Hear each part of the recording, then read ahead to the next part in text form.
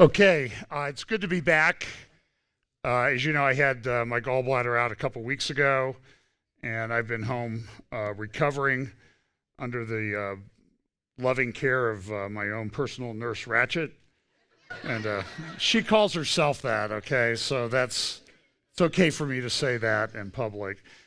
And that's what she told the people at the hospital. I'm Nurse Ratchet, and he won't get away with anything when he gets home and everything. So I feel pretty good. I get a little tired. I have lost like 30 pounds in 2.5 weeks, and it's not exactly the diet I would recommend. I'm sure it would never be a best. It's not like the Miami Beach diet or anything like that.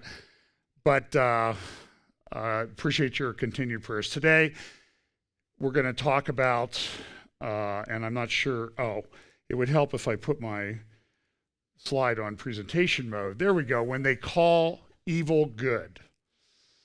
In fact, let me change something here. Shouldn't be a comma there. Okay, so when they call evil good. It really was a week where that was really apparent. Since I was home and off work, I had time to do a little bit of extra reading.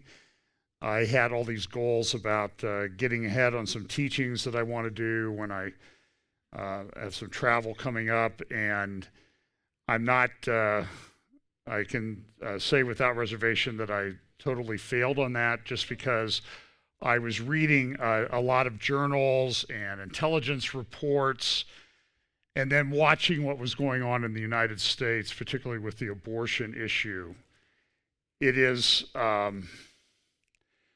say that it is a disturbing and troubling time to be alive is an understatement.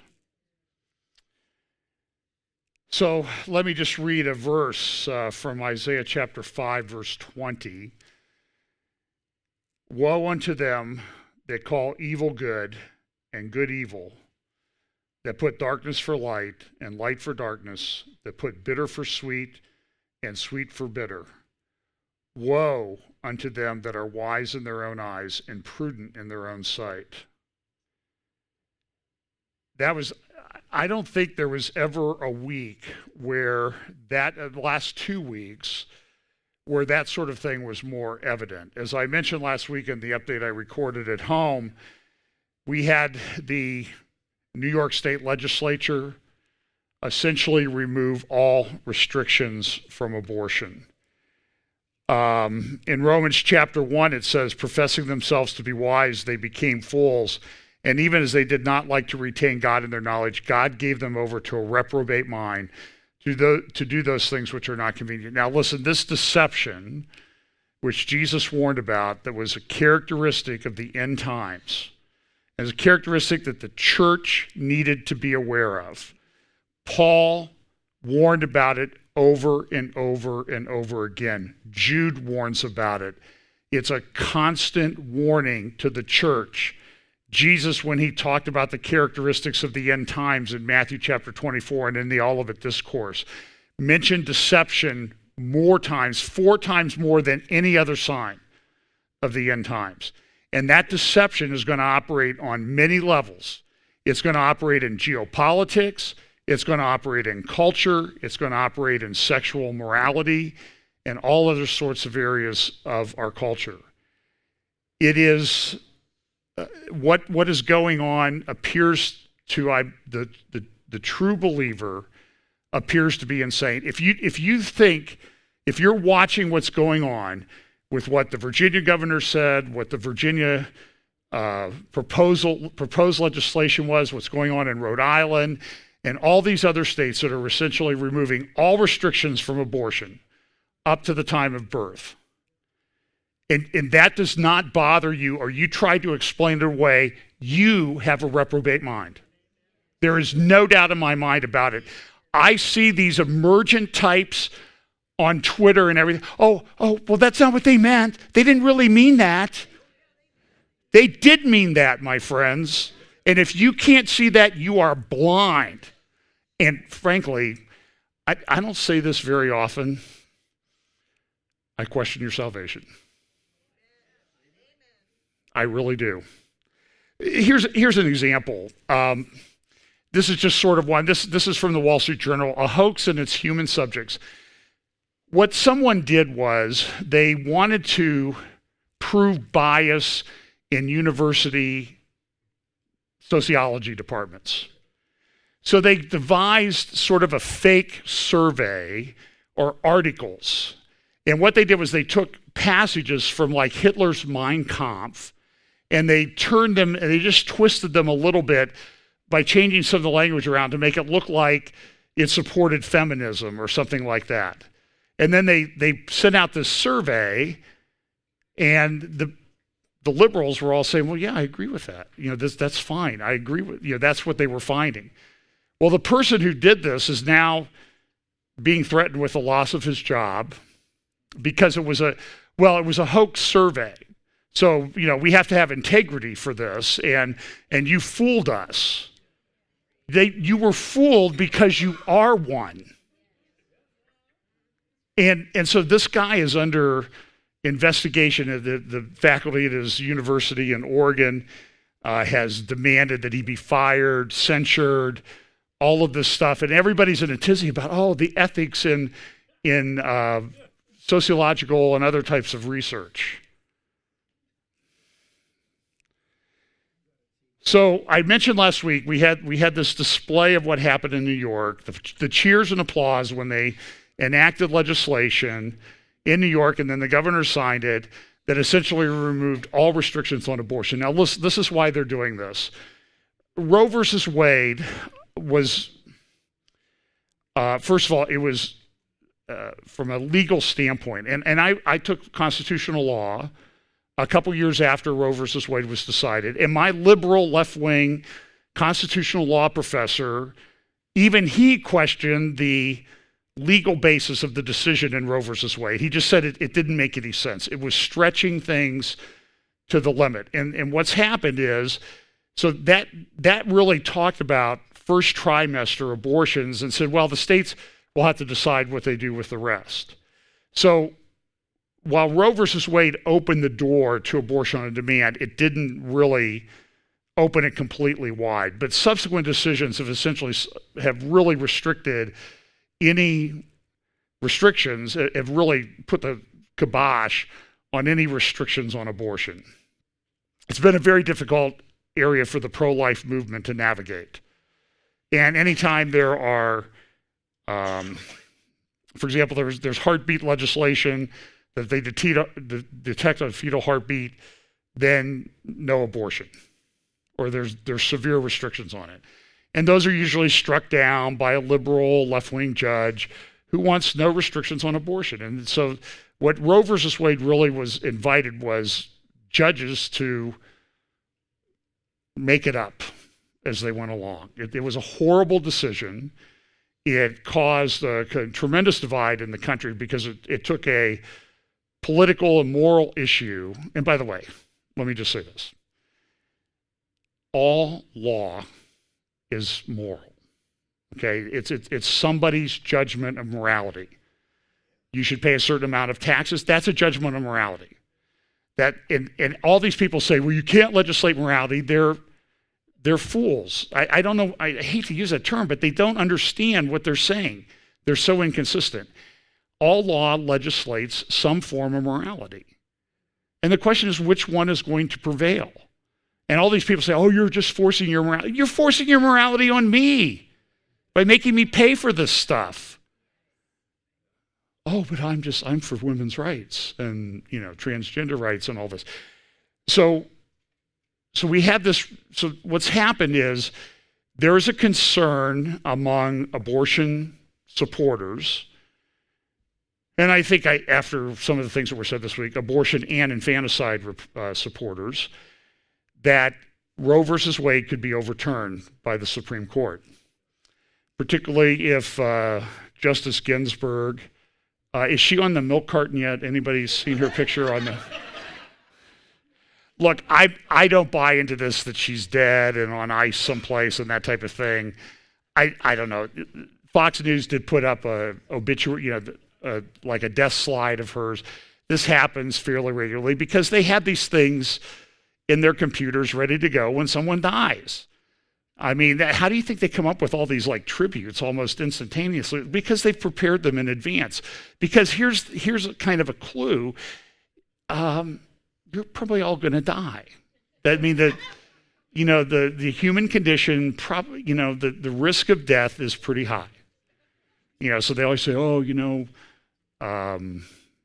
if you stop smoking, it's not that you won't die, it's just you might die from something else. And then the question always is, what am I going to die from then? So it's all, so these restrictions on abortion, they took it out of the political arena. It's led to a great divide, and people are concerned on the pro-abortion side. I hate the term pro-choice. It's pro-abortion side, and they're concerned about Roe versus Wade being overturned, particularly if Justice Ginsburg is replaced and a case makes its way. But it's going to probably take a year or two for any case to make its way to the Supreme Court. So Ohio had a chance for their legislation that was very cleverly drafted and wisely drafted, which our now former governor, praise the Lord, former Governor Kasich, vetoed on his way out of office. A guy who all this time has claimed to be pro-life. What a joke that is. And so what's happening is, and this is what would happen if Roe versus Wade is overturned, the decision would turn to individual states. And so it wouldn't ban abortion across the United States. The only way that happens is with a constitutional amendment or a complete change in the court to allow restrictions on abortions to be put in place. But listen, for 45 years now, people, lawyers, and judges have been educated in the greatness of Roe versus Wade. You're not going to overcome that. So absent an amendment, a right to life amendment, it's not going to change. But states could put restrictions in if Roe versus Wade was overturned. And so what all of these states, and you see them, Oregon, Washington, California, Rhode Island, I think Vermont, New York, are putting in these laws that say you can have abortion at any time you want. I call them, and I'm so thankful for this. I said this last week. These are Gosnell laws. Herman Gosnell was probably the biggest serial killer in American history.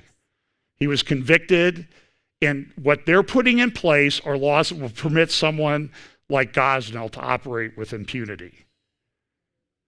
And this is,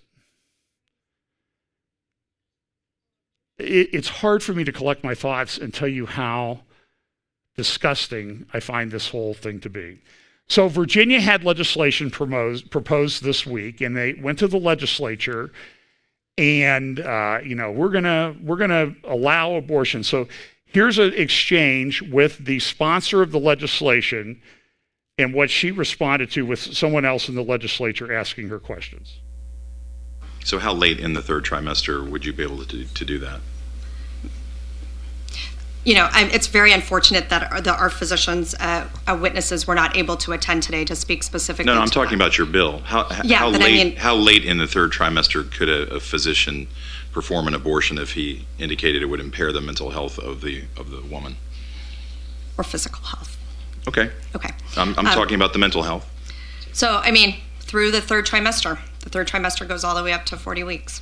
Okay, but to the end of the third trimester. Yep, I don't think we have a limit in the bill. Where it's obvious that a woman is about to give birth. She has physical signs that she is about to give a birth. Would that still be a point at which she could request an abortion if she was so certified? She's dilating. Mr. Chairman, that would be a decision that the doctor, the physician, and the woman would make. I understand that. I'm asking point. if your bill allows that. My bill would allow that, yes. So just answer the question, right? How difficult is it?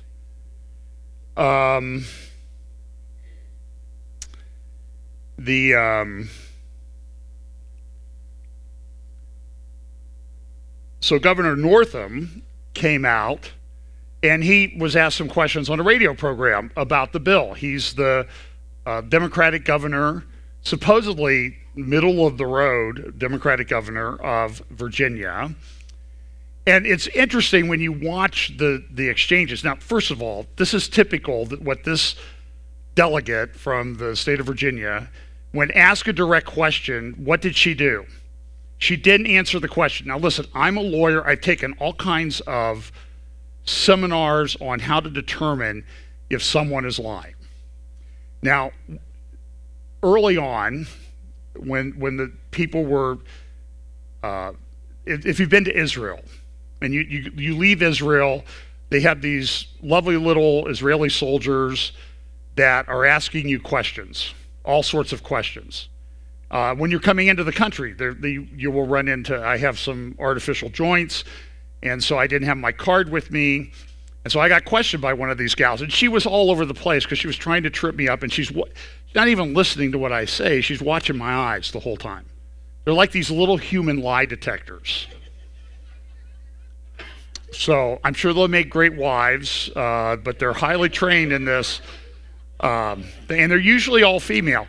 And when we took these seminars early on, all the video examples that they used as to how to tell someone's lying when they're answering a question were Bill Clinton, because he was lying all the time. I mean, and one of the characteristics is if you're lying immediately, if you don't answer the question, you try to change the subject, that puts it to your credibility. Just all she had to say was say, yeah, that's what my bill allows, which she finally did. And I'm glad for this guy who made her answer the question eventually. And she finally, so the lady's on the table dilating, the baby's coming out, and they can still do the abortion. And she finally said, yeah, that's in my bill. It's horrifying. So the governors asked questions about it. And it's interesting, the Washington Post immediately, in the lower left-hand corner, here's the headline. Virginia Governor Northam faces fierce conservative backlash over late-term abortion bill.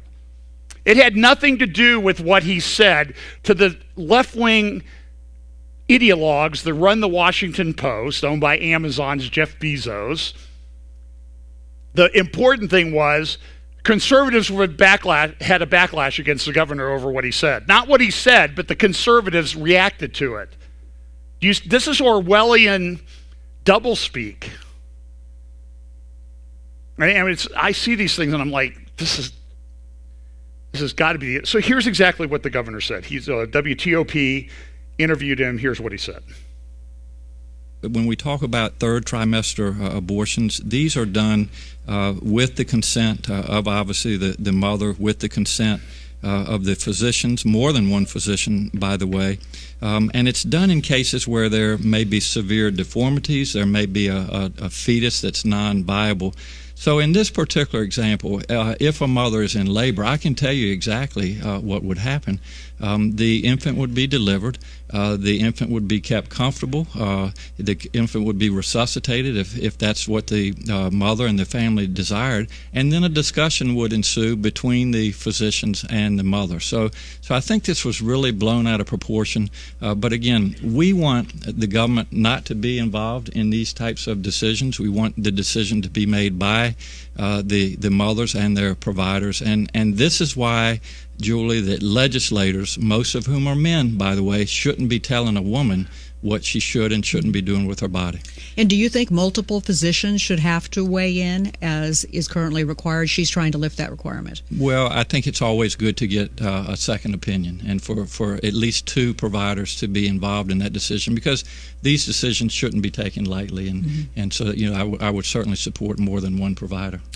Now, did he not say that the child is delivered and the child will be kept comfortable and a decision will be made?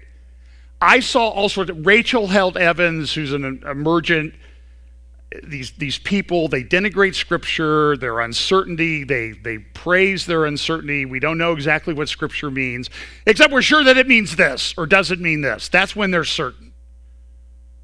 And so I saw her. She said, well, you're making up what he said. He didn't really say that. I mean, I understand English language. He said the child is delivered in here, and a decision is made by the woman and her doctors as to whether the child should be resuscitated. The child is born alive. That's what this guy said. It's infanticide. I don't care how you spin it. In the New York Times this morning, Ross Douthat, who's sort of their nominal religious person, he has a thing, the church in the abortion capital. A lot of people are concerned, like Timothy Dolan, the Cardinal of New York, St. Patrick's Cathedral on the right, has said, well, we really shouldn't use excommunication of Andrew Cuomo as a weapon, a political weapon. When are you going to use it, Cardinal Dolan? When? Ever.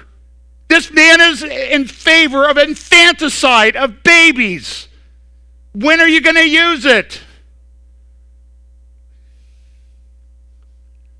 Can you hear me? At the article at the bottom of the page, Michelle Goldberg writes, fake news from Virginia. Democrats aren't trying to legalize infanticide. Baloney, Michelle Goldberg. Michelle Goldberg is a leftist.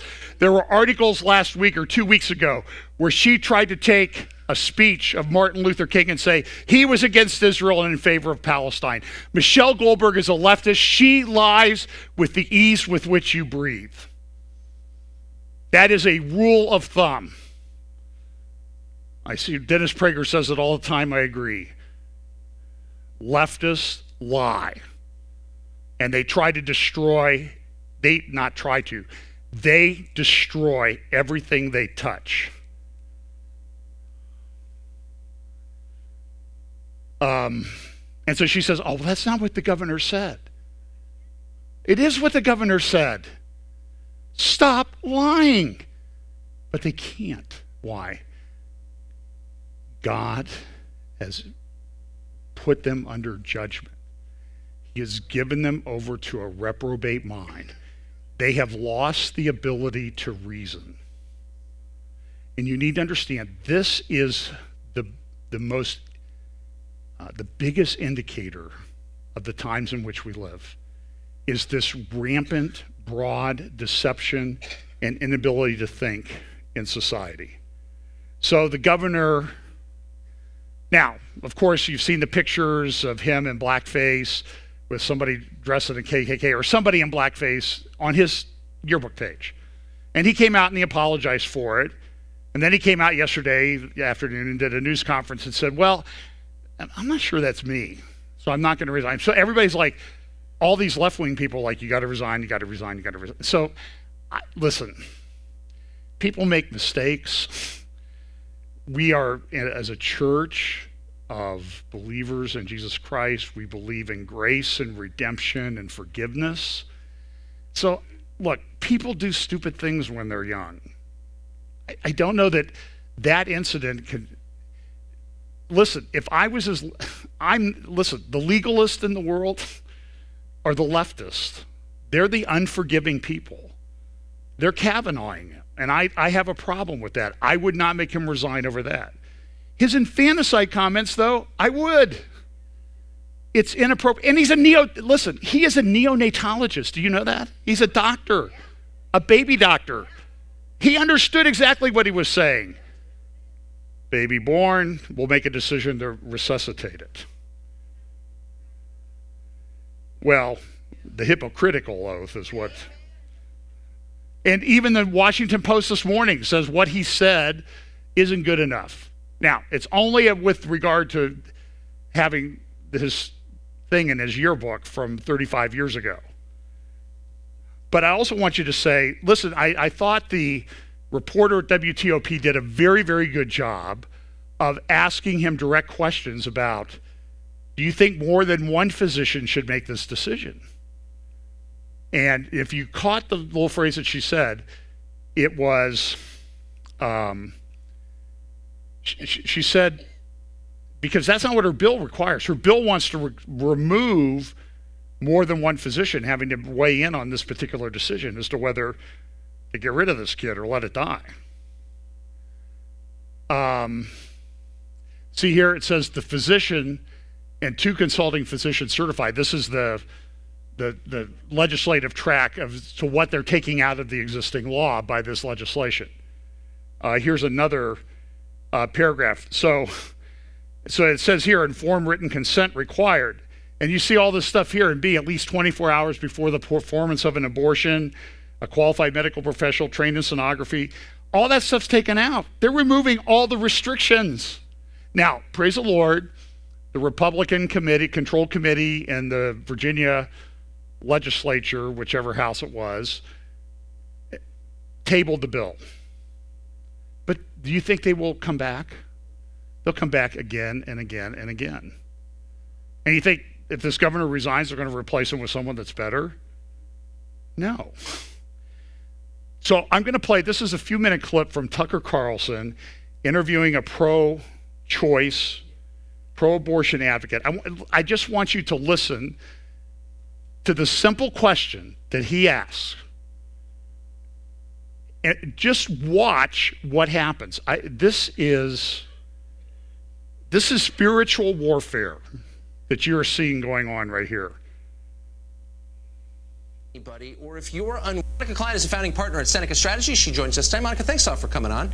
Yeah. I'm sure you describe yourself as pro-choice. I bet a lot of people watching right now think of themselves as pro-choice. So I'm not attacking you for that, but I wonder what you think of what Dr. Northam, the governor of Virginia, just said, that when a child, he described the child as an infant, is born, there's a point where the mother and the physician can decide whether to kill the infant or not. What do you think of that?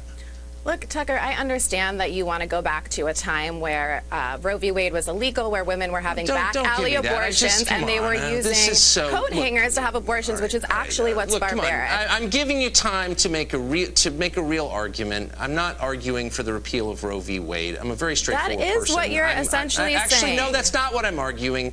And please don't be tiresome. The governor of Virginia, who's a rising star in the Democratic Party, just said this. There's pending legislation that mirrors it, and I'm asking you what you think of it. That's it. I'm not here to debate Roe v. Wade. I think that right now, reproductive health care is under attack by the Republican Party. 72% of Americans support the right to choose, and yet we have Trump and we have sexual predator Kavanaugh trying to repeal Roe v. Wade and trying to take away our control over our own bodies. This isn't about babies. This isn't about health care. This is about you attempting to control women's bodies.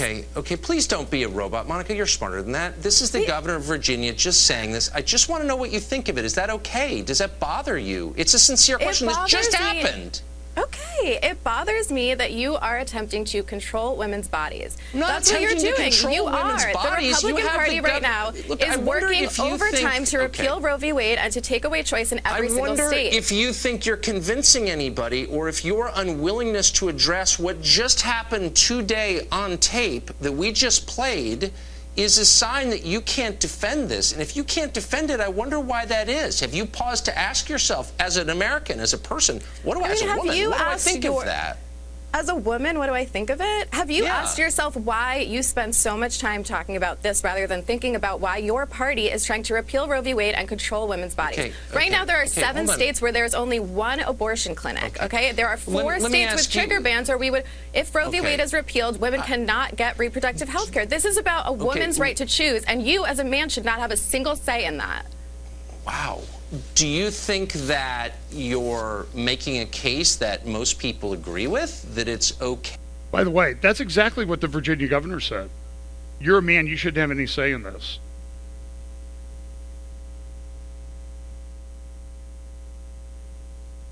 Well, enough of that. But do you see this was a spiritual battle that was going on there. Very simple question. Do you agree with the governor? And she went into this attack. They lie with the ease with which you breathe. Remember that rule of thumb. It will help you understand a lot of things. Sort of like in geopolitics. Germany is usually wrong. Okay? Leftists lie. And I mean, I could play you this AOC, whatever you call her, AOC, not the abomination of AOD, abomination of desolation, but this Ocasio-Cortez. I've had to kind of put a little bit of a block on myself of watching too many of her videos because it's not good for my soul. So here's a New York Times reporter has sent out a thing, and he's like, hey, did you go to a fundamentalist Christian school? Please write to me about your experience. Now, do you think this reporter at the New York Times, and this is an article about it in the Wall Street Journal, is he going to write a nice, fair, balanced article about Christian schools and how good they are? Do you really think that he's going to do that? No, he's a leftist. He's not going to do that. The National Review, David French, has a great article. This is what anti-Christian bigotry looks like. And so here's an example. Here's Lady Gaga. She's now a resident artist in Las Vegas, making tens of millions of dollars. Can she not, does she not be able to afford a hairstylist? Or, some makeup to cover up that junk on her arms and everything? But she said, here's what it is. Lady Gaga has criticized the U.S. Vice President, Mike Pence, and his wife, Karen, over her role teaching at Emmanuel Christian School, Virginia, which excludes LGBT students and parents. On stage at his Las Vegas concert, Gaga said, you say we should not discriminate against Christianity? You are the worst representation of what it means to be a Christian. I am a Christian woman. And what I do know about Christianity is that we bear no prejudice and everybody is welcome. So you can take all that disgrace, Mr. Pence, and you can look yourself in the mirror and you'll find it right there. When they call good evil and evil good. Exhibit A. And so now what's happened with this Christian school is that a progressive private Christian school in the Washington, D.C. area has said, we're not even going to go on campus to play them in basketball. So that they won't have anything to do with this Christian school because they have biblical standards. And so David French is correct. This is what anti-Christian bigotry looks like. I see examples of it all the time. In the professional world, it's happening, my friends. It's the beginnings of persecution. In Matthew chapter 24, Jesus says, and I know there's a lot of controversy, that's just for the Jews. Listen, it says, you will be persecuted for my name's sake. Unbelieving Jews are not persecuted for the name of Jesus. People who are persecuted for the name of Jesus are believers in Jesus Christ. Okay? So that is the fundamental point of that passage, warning us what's coming, warning of us about what we will face in the end times. And there's many other passages that follow on with it. Be aware, we've had a good run in the West for a long time. But there are example after example of Christians being persecuted. Someone sent me an email this morning about, I can't mention the country, I can't even mention the ethnics or anything like this, but a man who has stood up for Jesus Christ, and now there are threats of being made to kill him. This is the reality. Now listen, whether I leave this life by death or rapture, the result is the same, right? Absent from the body, present with the Lord. So,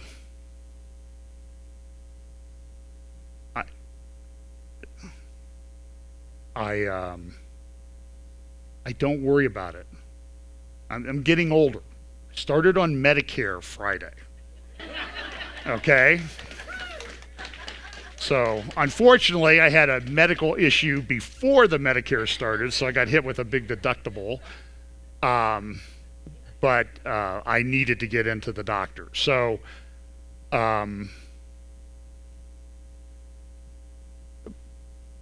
but the hope is being when you die, however you leave this life, you're with Christ. That's the hope. That's the great hope that all believers have and have had for 2,000 years. Okay. So 40 years ago, let's talk about geopolitics. And then I'm going to try to make this coherent, but I will tell you, I read a lot this week. I have a lot of clips of a big security conference that took place in Israel, and mainly talking about Syria and Iran and Russia, and a little bit about Turkey. But there's this tension between Iran and Russia and Syria right now. You need to understand what's going on. It's not this, I don't want to portray a picture that when we talk about Ezekiel chapter 38, and when that happens, now some think it happens 3.5 years before the 70th week, some think it happens just before the 70th week, some in the early part of the 70th week, some think it's part of the Armageddon scenario, and then some say Ezekiel 38, 39, that's at the end of the millennium. So I think it happens within the confines of the 70th week. But I'm, I'll know it when I see it, if I'm here. But we know that these alliances will take place. So there is this alliance between Iran and Russia and Turkey to some extent, but there's tremendous tension within that. And I want to show you that tension. And I think part of that is prophetic, because I think if you read closely Ezekiel 38 and 39, you'll find that the alliance that happens between these countries and these powers before this invasion is kind of loose. It's not perfect. They have competing interests, and boy, if you just analyze it and look at it, it is what I see going on, and you'll see in a moment, is unbelievable. But the background to this is what happened 40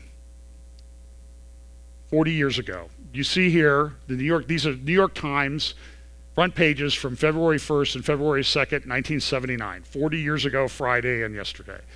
And you see here the video of Ayatollah Khomeini returning from 15 years in exile in France, returning, and just this frenzy, millions of people turning out to welcome him back.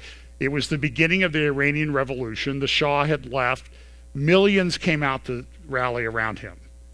This is a great historical moment geopolitically and related to the end times. Because before that, Persia was friendly to the West under the Shah, and we can get an argument about how the Shah and his family came to power back in the 50s and the CIA back, all this other stuff.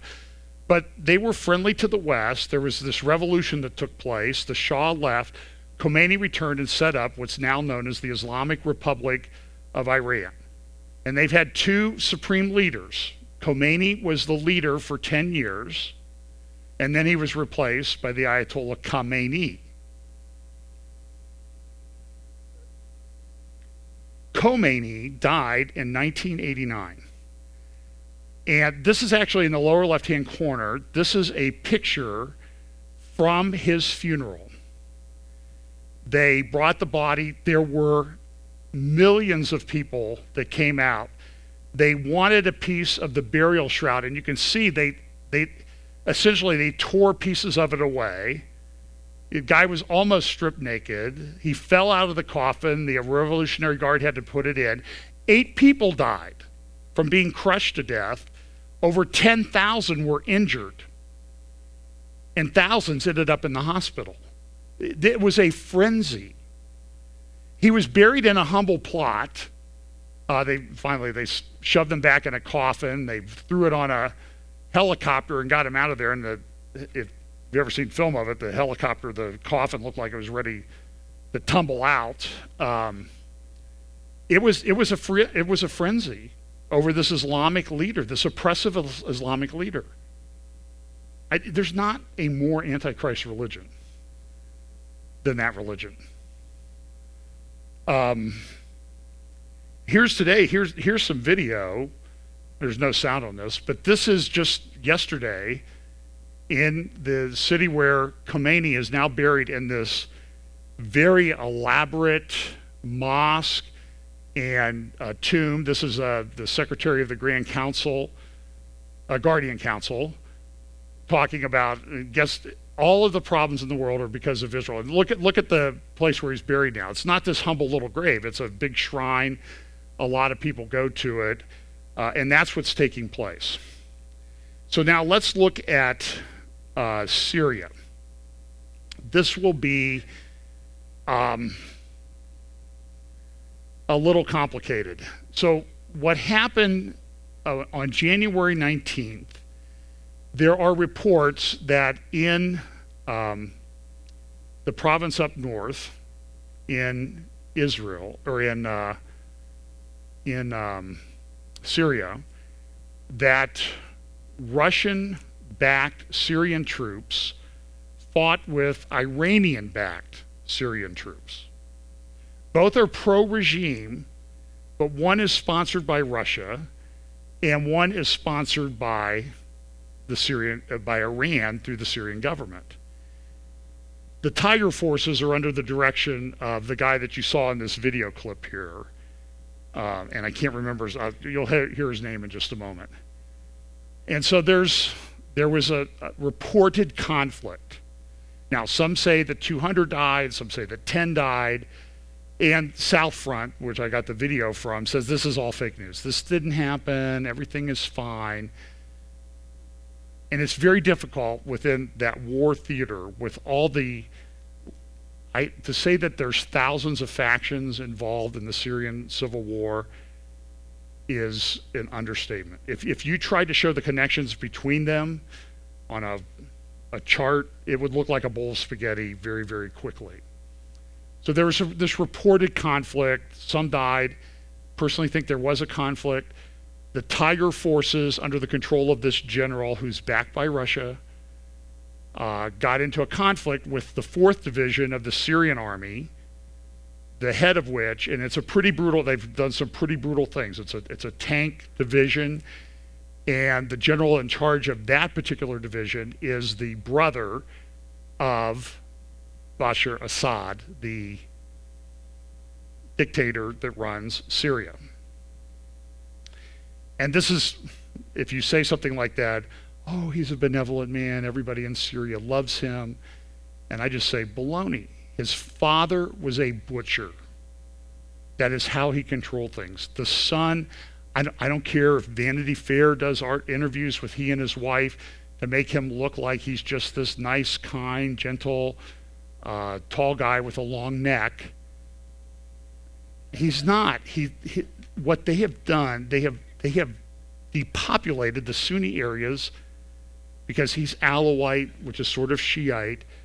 They depopulated the Sunni areas, and they all ended up in Europe, and they've destabilized Europe. And I showed you videos of the heads of NATO and other people say Putin and Assad, they wanted to get people on the road, so they barrel bombed these cities. They've destroyed them. In fact, there was a collapse of some of these destroyed apartment buildings yesterday that killed like 14 people in Syria. People are still living in these places. So there was a report that came out by a company called EDAM, which is the Center for Economics and Foreign Policy Studies. It's a think tank, and the title of it is Syria's Shogun in the Making, Russian-backed General Suhail al-Hassan and Future of the Syrian Armed Arab Forces. So I'm going to try to make I will admit to you, this will jump around a little bit. But this guy, this al-Hassan, General al-Hassan, is backed by Russia because Russia wants to control the space. But it's very difficult because the nature of the conflict in Syria is not just secular. But Russia, like the United States a lot of times, we approach things on a secular basis and ignore the religious underpinnings of this. And Syrian society is extremely complex. It is not monolithic at all. And how the Assads have stayed in power is they've been able to play off these different factions. Russia and Iran now come in, and Turkey to some extent, and they've got to play off of these factions. And the question is, what's going to happen to Syria? This has been going on for 8 years now. In March, it'll be 8 years. So here's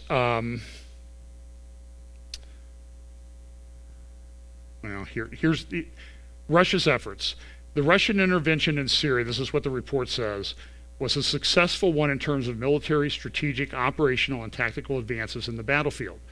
Depending on a mid-sized contingent, not only did Moscow turn the tide in favor of its client, the Ba'ath regime of Assad, but also tested more than 200 weapons and provided more than 63,000 personnel, including 434 generals and about 90% of the combat pilots with real battlefield experience. Furthermore, the armed forces of the Russian Federation secured critical permanent forward basing nodes in the eastern Mediterranean. More importantly, Moscow has succeeded in avoiding mission creep so far. In brief, Russia largely won the war. This is an accurate analysis. Here's some of their conclusions. Current open source intelligence pieces of evidence suggest that Syria could witness a serious inter-regime power struggle between General Suhail al-Hassan, the commander of the battle-hardened Tiger forces, and the incumbent Ba'athist military elite, one general of which is the brother, Assad's brother. Some experts assess the deprofessionalization of the officer corps through the Civil War has transformed them into kleptocratic organizations. Manpower shortages rendered many conventional formations ineffective. So what's happened is Russia and Iran have come in, and they're sort of engaged in this arms length conflict as to who's going to manage the outcome of Syria. Russia wants to control it. Iran wants to control it. Now, Iran wants to control it, and you'll hear why in a moment, and what some of these people at the conference this week in Tel Aviv, the security conference, said this fits up perfectly with what we read in Ezekiel 38 and 39. So here's how Iran is handling it. Iran is reported to occupy nearly every shrine, religious shrine, that it considers to have a Shia link to build sectarian residences around them. So they're using, what are they using? Mosque to push their policy. They're doing the same thing in the United States. Saudi Arabia builds mosques. They're training centers. They're not churches. They're training institutions for jihad. Saudi Arabia does it with the Wahhabis. Iran does it. Turkey does it. The Muslim Brotherhood does it. So that strategy that's, you think they just do this in Syria and they don't try to do it elsewhere? They're trying to build their army. This is a serious problem. Iran is reported to occupy nearly every shrine that considers to have a Shia link to build sectarian residences around them. The Lebanese Hezbollah is also deliberately placing its militants close to the Syria-Lebanon border areas. Why? Because they want to be able to open a front with Israel. In Ezekiel 38 and 39, it says that this attack on Israel comes from what? The north, Lebanon, Syria, Golan. And so Iran's trying to build this. What is worse, the Iranians strive to institutionalize militancy in the post-war area and exploit the power vacuum in the country to stay in Syria. So what Iran is doing is pushing the religious angle. Russia's there, they're sort of trying to do the secular thing because they don't, and so what happens is the West doesn't really understand the religion that's at the heart of this. And this is destabilizing, this is leading to the fulfillment of Bible prophecy. Of this I have no doubt. So now what this report says is that Russia's trying to come up with a guy to kind of lead this. And they're doing this. There's this general, al-Hassan. Here's something as the delusion of winning the war. This is a section. In recent years, thanks to the efforts of Russia and Iran, control of the terrain in Syria has drastically tilted towards Bashar al-Assad. The regime captured major population centers. The armed opposition was defeated in many corners of the country. However, the current mapping of the conflict is delusive when assessing the real capabilities of the Syrian Arab armed forces. And this talks about the forces there not as strong as they are. Here's another conclusion from the report. The underlying Geopolitical reason of a potential break within the Syrian military apparatus would be the ongoing Russian-Iranian competition in shaping the future design of Syria. While Moscow seeks to expand its influence through state capacity building, Tehran strives to institutionalize militancy in the post-war era and exploit the power vacuum. The Syrian armed forces' unity of command and strategic orientation will remain at the epicenter of any political transition scenario in the future. And here's a picture of this General al-Hassan, head of what they call the Tiger Forces.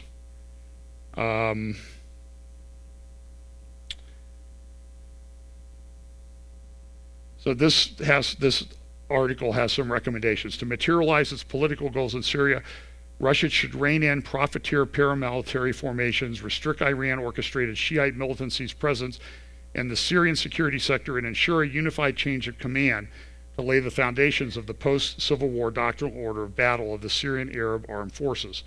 The burgeoning dichotomy in the Syrian military strategic cultural orientation, especially in the Iranian Revolutionary Guard Corps' signature among the officer corps, marks a problematic factor for Russia in the long term. So what you see developing, you got the war, you got this country in complete tatters and chaos, and now you have Russia and Iran kind of battling a bit for control.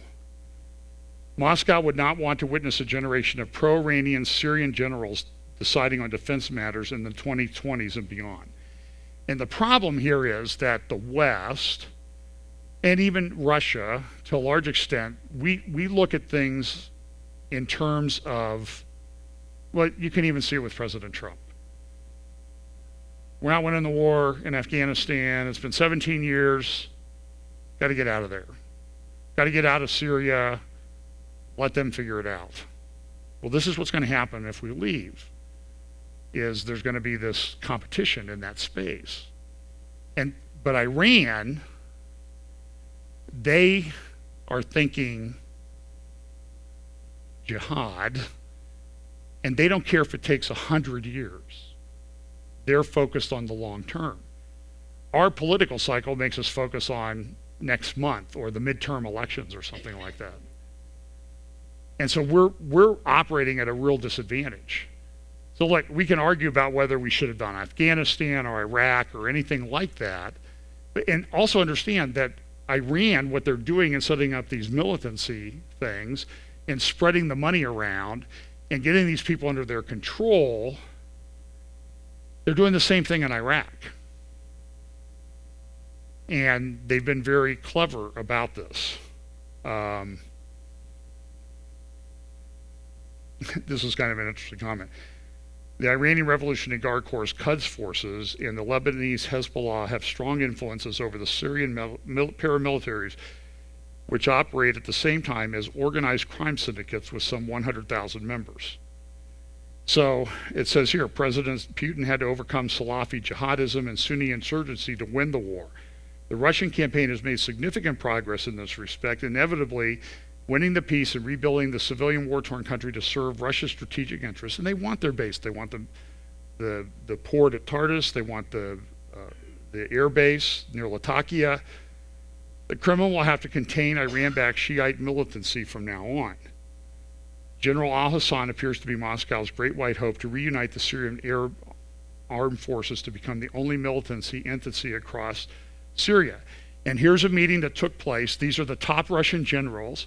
You see Vladimir Putin. This took place on December 11th or 12th, 2017, when Putin went to Syria and he said, we're withdrawing. Remember the pictures of him? You'll see all the Russians there, but you have two Syrians. You have Bashar al-Assad and you have General al-Hassan. When you see pictures of General Hassan walking around, he has these full face mask, Russian paramilitary security details. So a lot of people wonder, is he going to survive? Because listen, there have been dozens of Syrian generals that have been off by the Assad regime over the course of this. So I only say this is that there's a lot of conflict going on there, and it's very, very You just need to understand there's a lot more going on there than what you see. And here we see Russia, or not Russia, but Turkey. They want to come in and establish, this is from mid-January, from the Turkish government mouthpiece, the Daily Sabah, and they want to establish this 20-mile wide security zone across northern Syria. So this week there was a security conference in Israel put on by the Institute for National Security Studies, INSS, and they had some panels. Now I'm going to play you two people from the panels. Her name is Anna, and she has a long last name. And then Philip Smythe. They both work for the Washington Institute for Middle East Studies, or Middle East Security, or Middle East Policy. It's a think tank. But I want you to listen. The Smythe guy is a Syrian Shiite group expert. Anna is a Russian expert. So I'm going to place a couple, like 5 minutes of clips of them. But I think it's important to put in context what they really believe about what's going on, because I think it's important. So here is, first question is to Philip Smythe. So the Iranian presence in Syria isn't going anywhere. They have invested too much. I think it's a fanciful notion to think that internal tensions between Assad and Tehran, or maybe Tehran and maybe Moscow, are magically going to push them out. You made the salient point earlier that this is a long-term issue that they're fighting. There is an ideological element to this. The amount of forces that they've had to build across the region, if you think it's just to counter the Islamic State in Iraq, or it's just to counter rebels in Syria, or it's just to fight off maybe Jabhat al-Nusra in Lebanon with Hezbollah, this is not what the Iranians are doing. The ideological goal is to build groups that are loyal to their absolute wilayat al-faqih, so they have ideologically loyal groups that they can send off, do their thing, but then also to create military arms that can be used against the state of Israel and directly against the United States. This is a very, very long-term, slow process. So what the Iranians do is, this Syrian front has allowed them so much access. This is in many respects, a dream come true for Tehran, because they, for a few years, tried to gain access to the border in the Golan.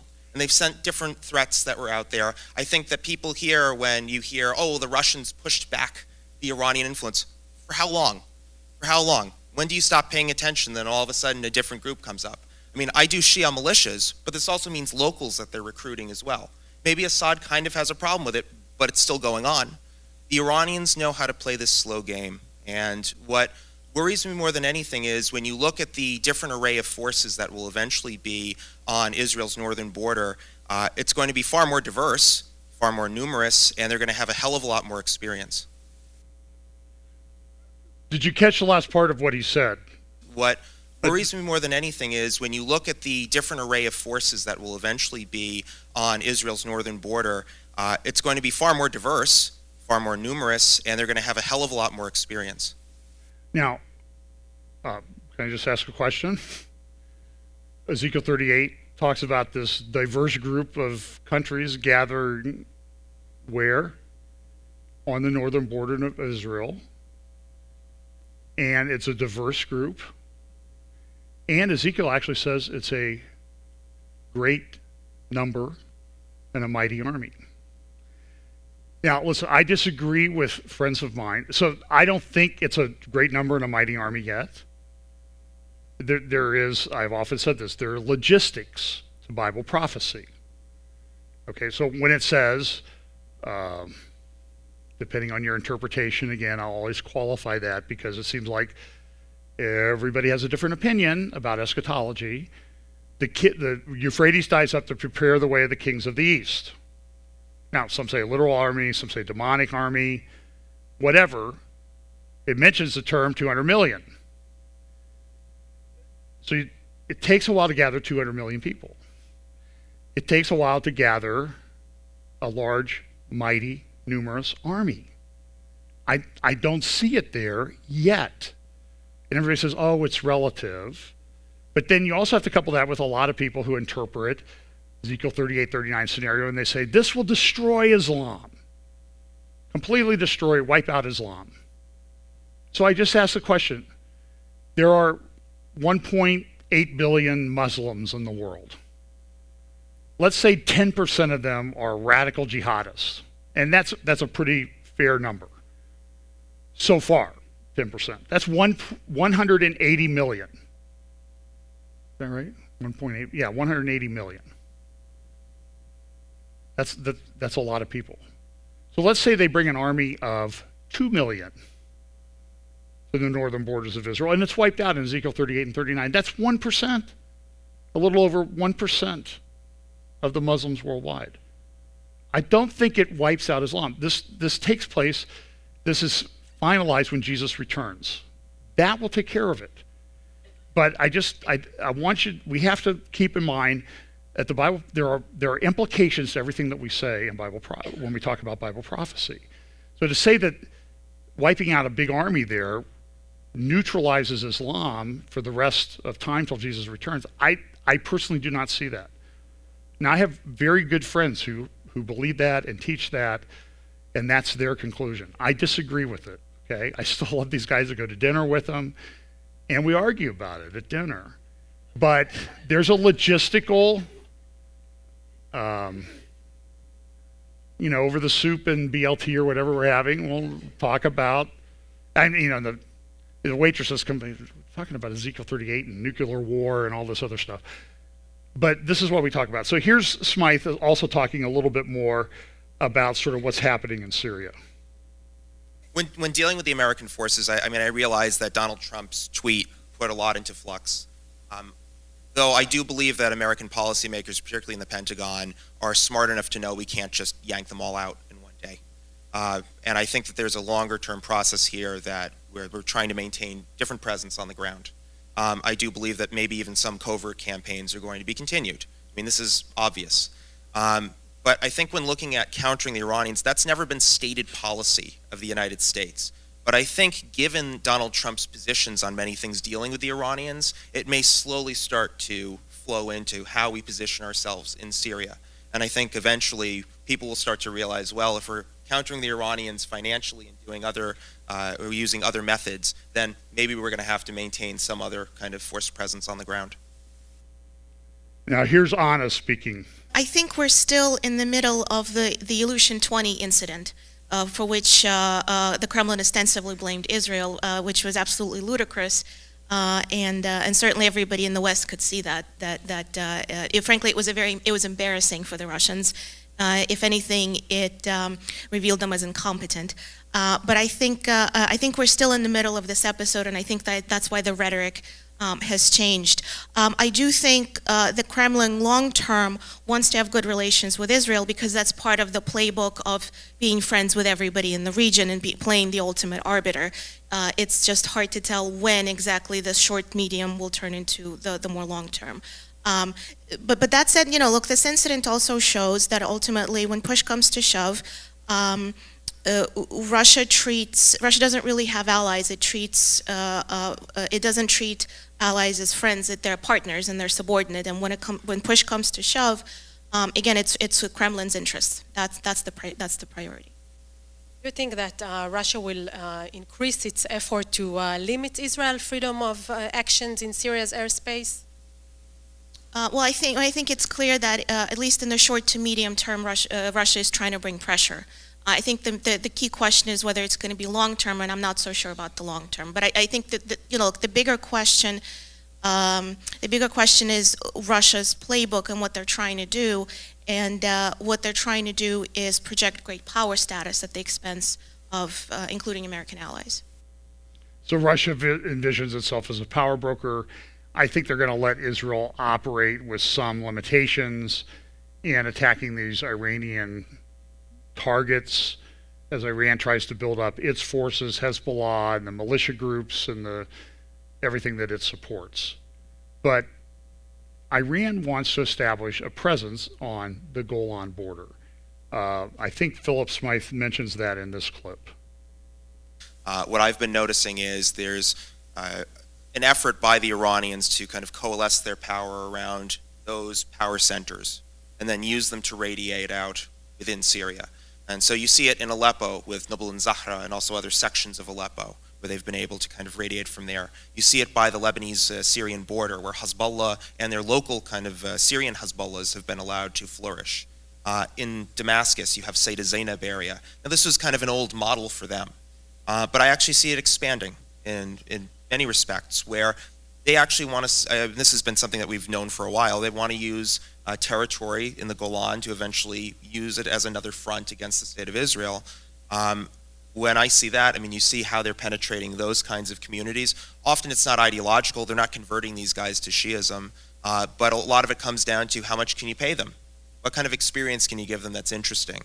How much loyalty are you going to show these little areas? Who can you convince to bring over? And I think they're going to continue to try to do this effort where they try to win over more Sunnis in the area. I mean, they've already tried to do this. They're going to do much more tribal outreach. I think that's something that a lot of people should be focusing on, how they're influencing the tribes and bringing them in, because they've been relatively successful in Iraq. But I think overall, I mean, we already have the writing on the wall with what the Iranians want and the influence they wish to build. If we're talking 100 years from now, I mean, their dream would be, Damascus with Wilayat al-Faqih and accepting this new reality. I think they're realistic enough to be pragmatic, but they're still slow moving. So. They think long term. And I personally think we're at this period of time where it seems like everything is being compressed and accelerated. So I don't think it's going to be 100 years. I think it happens much more quickly. And Israel also is a factor. They reach a point where they're just not going to tolerate it anymore. And that was discussed on some of the panels. I'll play those next week with some of the former heads of the Israeli Air Force and IDF. Had a pretty heated discussion about how Israel's going to do that. And we don't have time to do that. Here's Anna. First of all, I see conflict continuing with perhaps lower intensity. And, frankly, no frozen conflict is ever truly frozen. So I do think conflict will continue. In terms of Russia, Russia is here to stay. Russia has a permanent military presence in Syria now. But beyond Syria, remember that Russia's interests, Putin's interests, were always more than just Syria alone. They were always more than just about Syria. And success tends to engender more success. And what we're seeing is Russia increasingly more active in the rest of the region. And that's something that we're also going to see in the years ahead. Libya is another spot where Russia has been very active. Russia's relationship with Egypt, even traditional American allies like Morocco, for example, are turning more towards Russia. Frankly, Russia is increasingly more active in the entire African continent beyond the north itself.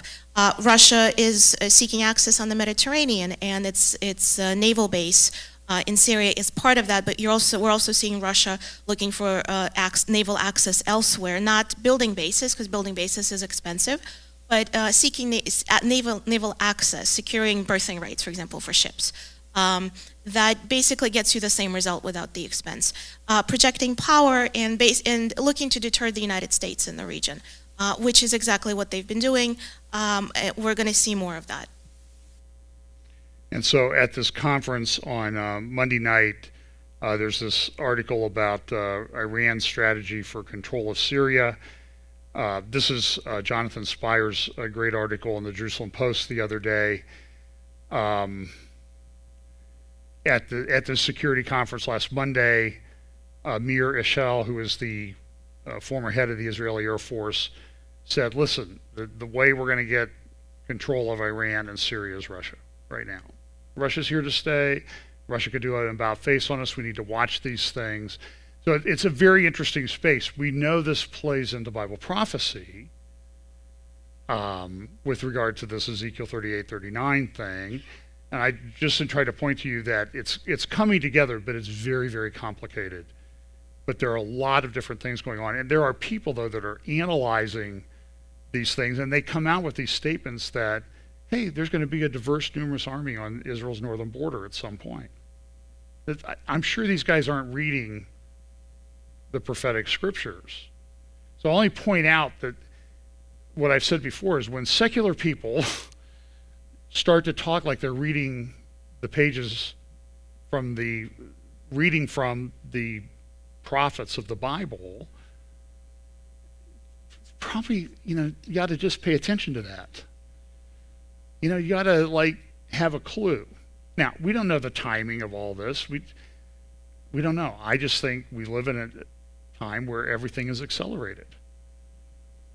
3.5 years ago, the Supreme Court approved same-sex marriage.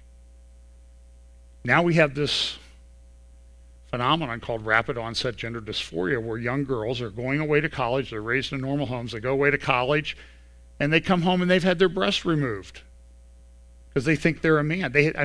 There are stories where they come home with a beard and acne because they're getting hormone treatments and they've had their breasts cut off at college by doctors. There's an old joke, and I can tell this joke because my niece's husband, nephew by marriage, I guess, is an orthopedic surgeon. So the joke is, and I used to do a lot of defense of doctors in medical malpractice cases, and so the joke always was, how do you hide $100 from an orthopedic surgeon? And it is, you put it in a surgical textbook. Because the orthopedic surgeon is always like, I don't need that. I can fit that. I can fit that in there. Just give me another saw and hammer and I'll make it work. Please, I have some major orthopedic surgery and the surgeons have been phenomenal. It's just kind of a joke. Now, the other part of the joke is, how do you hide $100 from a plastic surgeon? And the answer is, you can't. It's not possible. So we see when doing these things to girls, they'll do anything for money. So I would highly recommend Jonathan Spires' article, February 1st. It's on the Jerusalem Post website. One way Iran's efforts are taking place below the official Syrian state structures in the arming and sponsoring of Iran-controlled paramilitary formations on Syrian soil. We could go on about this for hours, but you see what's happening in this space is you have Iran pushing things, you have Russia pushing things, there's some conflict that's happening, and Israel's kind of sitting there like, what do we do? Do we attack Iran? And what's Russia going to let us get away with? So, and as powerful as Russia is, they have a great army and they've got some phenomenal new weapons, and I'm very concerned about that. They're having trouble controlling everything. They lost 17,000 soldiers in their Afghanistan war. We've lost 2,500, I think, maybe 1,800 in 17 years, and they had trouble there. They're having trouble again. These war things are very, very complex and take time. And now we have this thing, Trump is all over the U.S. spy chiefs. Dan Coates essentially came out and said, hey, Iran's not, I should probably play the clip, but I was pretty surprised what he said. And the president reacted and said that our intel chiefs, head of the CIA, Dan Coates, and others, they're naive and passive on Iran. And I have to agree with what they said. I don't think they understand the complexity and gravity of what's going on in the Syrian war theater. And I would agree that Trump is correct. And there was a big discussion. I didn't have time to edit out the clip. David Petraeus, he used to be one of our national security directors, really an excellent general. And they disagreed over whether Trump would attack Iran. Petraeus says if it gets bad enough, they get this, it will. The other thing that's going on in Israel is these elections are coming up. The Attorney General announced, I'll decide on whether I'm going to indict Prime Minister Netanyahu before the election. This morning in the Washington Post, political opponents fail to capitalize on Israeli Prime Minister's legal troubles. Everybody's like, what is going on? Netanyahu's facing potential indictments in 2, 3, 4 cases, and nobody can get traction against him. He's still leading in all the polls, and people are joining. And it's a crazy thing. Netanyahu came out this week. There was also a cybersecurity conference in Tel Aviv talking about the fact that, listen, we fight Iran on cybersecurity threats every day. Israel controls, from economic terms, about 10% of the cybersecurity market in the world right now. Little tiny Israel. It's very interesting how they've done this. Let me just say, I've got a bunch of other things here. This is something else. This is from the Wall Street Journal yesterday. The new Beijing-Moscow axis This is something that should be very concerning to the United States because of what they can and can't do. I have to finish with this. This week, well, the Democrats, they're having this fight among themselves about, do we support Israel? Do we not support Israel?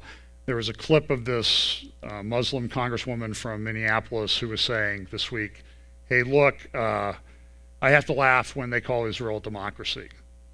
And I saw people on Facebook saying, yeah, if you're a Muslim, you can't vote in Israel. That's nonsense. They're Muslim members of the Knesset. They say if you're a Christian, you can't vote in Israel.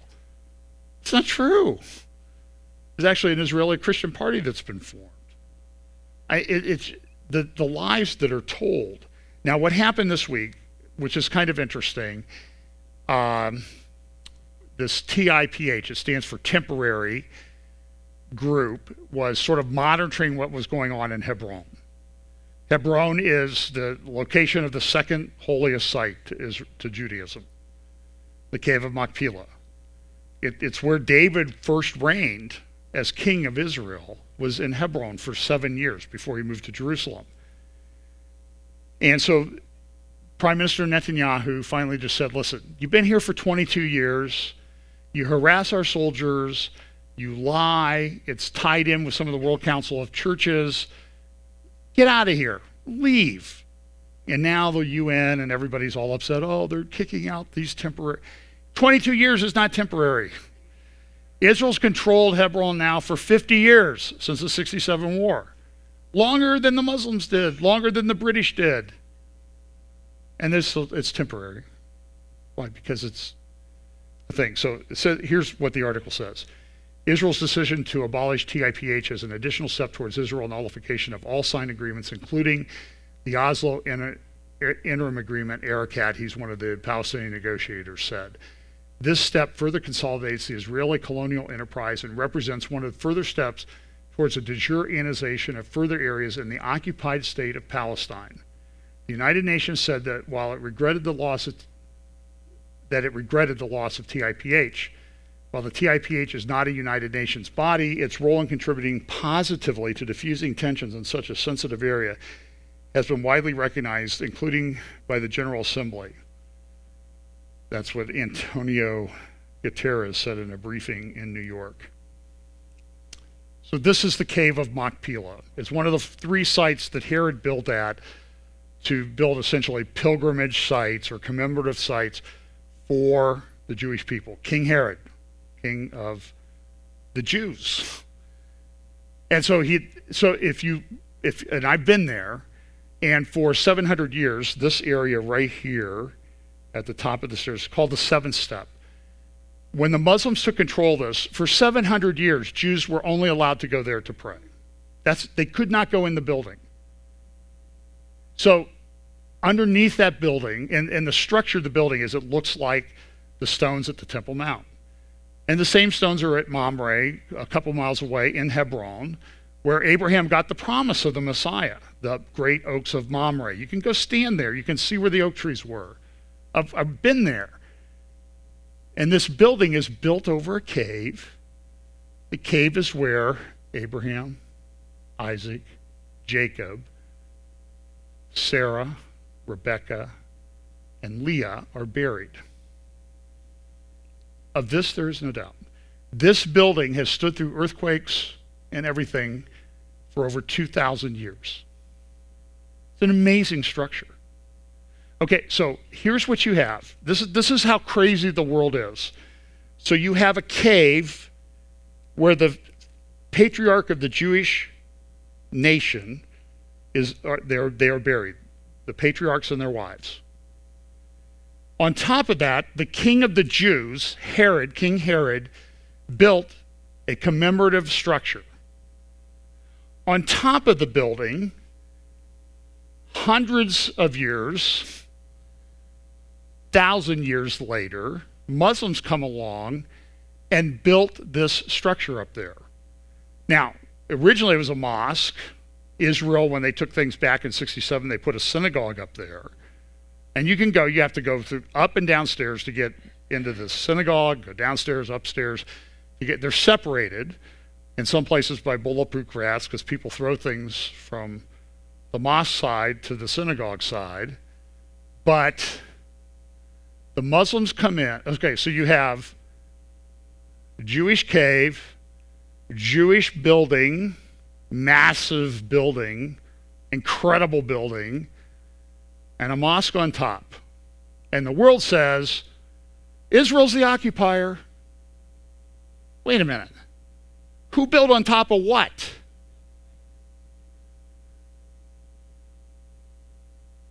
I think everything is upside down and messed up. And so Amnesty International came out this week with this thing about, oh, it's terrible, destination occupation. They have all these different findings, and they're just saying, listen, this is just terrible. We have to regulate companies like Airbnb that actually encourage people to go on tourism to Hebron. And listen, I would highly recommend, I don't know how you do it, if you're in Israel, try to stay over an extra day and go to Hebron. Go to Hebron and Sheila. They're accessible, more accessible than some of the other sites.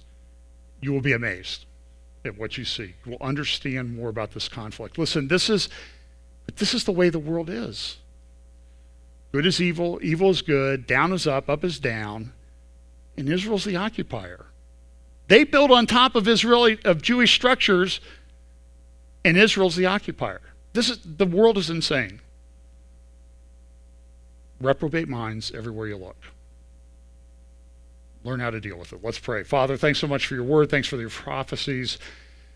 Lord, I just pray that you will again emphasize in our own hearts and minds the need to share the gospel with those around us. The time is short, that people need to decide whether they're going to accept the free gift of grace, the death of Jesus Christ on the cross for our sins, his death, burial, and resurrection, his return to heaven, and the promise that he would return to set up his kingdom. Bless us this week. In Jesus' name, amen.